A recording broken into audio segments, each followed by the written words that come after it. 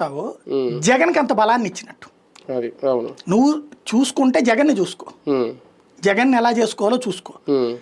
జగన్ని దెబ్బ కొట్టడం కోసం జగన్కి పాజిటివ్గా మాట్లాడే వాళ్ళందరినీ నువ్వు ఏదో ఒకటి చేస్తున్నావు అనుకో, వాళ్ళు జగన్ మీద ప్రేమతో చేయట్లా, రాష్ట్రం మీద ప్రేమతో చేయొచ్చు, లేదా నీ లోపాలను గురించి ఎత్తి చూపెట్టచ్చు.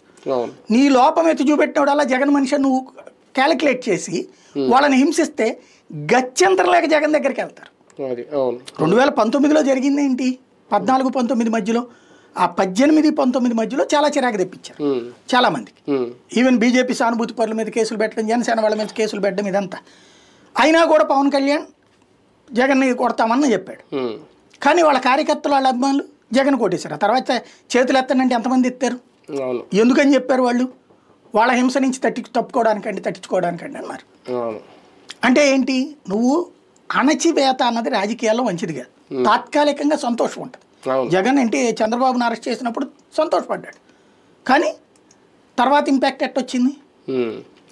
నువ్వు ఎంత పెద్ద బాగా కోట్లు మింగిన అయినా సరే నువ్వు రాజకీయంగా 100 విమర్శించు, జనం తిట్టుకుంటారు, అటు దొంగే తిన్నాడు అని అనుకుంటాడు. కానీ జైల్లో పెట్టగానే అయ్యో పాపం సింపతి, ఆ సింపతి అనేది జగన్కి ఇప్పటికి తెచ్చిపెట్టారు వీళ్ళు. తెలివైన వాళ్ళు అయితే జగన్కి నాకు తెలిసి దూరం